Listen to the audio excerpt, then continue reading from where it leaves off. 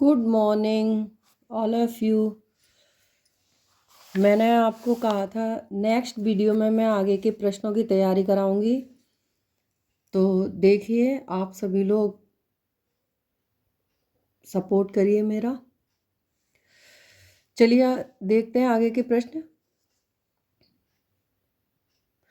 Vitamin D3 जिसे 7 डिहाइड्रोकोलेस्ट्रॉल भी कहते हैं पाया जाता है। पेड़ पौधों में पाया जाता है, मछली के तेल में पाया जाता है, अंडे में पाया जाता है, किसी में नहीं पाया जाता है। तो देखिए, विटामिन D3 जिसे 7 डिहाइड्रोकोलेस्ट्रॉल भी कहते हैं पाया जाता है, तो वो मछली के तेल में पाया जाता है। नेक्स्ट है, वसा का रासायनिक नाम बताइए। ट्राइग्लिसराइड, ग्लिसराइड, विलिपिनेड, सभी। तो वसा का रासायनिक नाम है ट्राइग्लिसराइड। प्रोटीन का पाचन होता है स्टोमक, ड्यूडिनम, इलियम, सभी में। तो जो प्रोटीन का पाचन होता है वो स्टोमक में भी होता है, ड्यूडिनम में भी होता है, इलियम में भी होता है। तो इसका ऑप्शन हो जाएगा डी, सभी।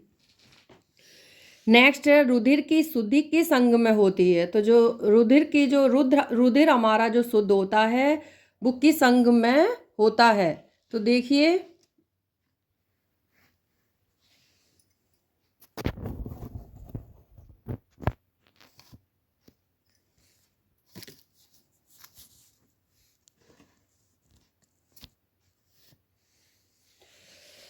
रुधिर की शुद्धि पाचन तंत्र में, फुफ्फुस में, श्वास प्रणाली में, हृदय में। तो जो रुधिर की जो शुद्धि होती है वो फुफ्फुस में होती है। एक ऐसा विशेष प्रकार का श्वसन जिसमें वक्ष की गतियां बहुत अधिक बढ़ जाती हैं। प्रश्वसन, निश्वसन, स्वस्थ श्वसन, प्रायोदित श्वसन।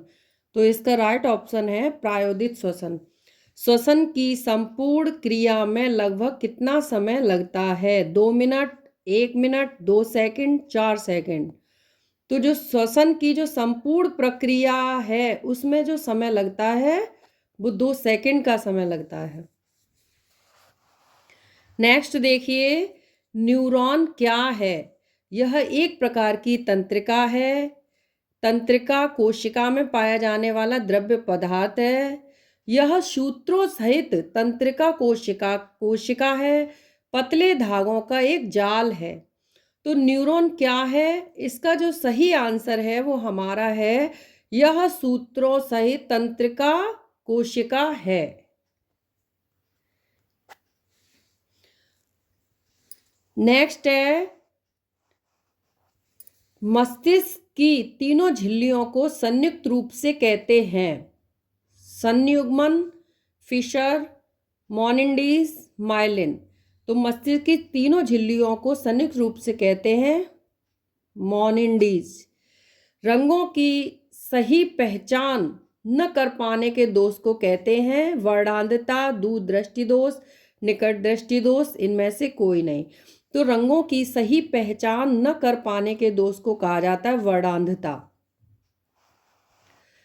नेक्स्ट है हमारा, कोक्लिया की रचना किस प्रकार होती है। लंबी गुहा के रूप में, टेढ़ी मेढ़ी तंग गली के रूप में, एक सर्पिल ट्यूब के रूप में। उपयुक्त में से कोई नहीं। तो देखिए, इसका जो राइट आंसर है वो एक सर्पिल ट्यूब के रूप में। नेक्स्ट है हमारा, स्त्री प्रजनन अंग नहीं है। शुक्राशय, गर्भाशय, अंडाशय, डिंब वाहिनी। तो जो हमारा जो स्त्रियों का जो प्रजनन अंग नहीं है वो है शुक्राशय। नेक्स्ट देखिए,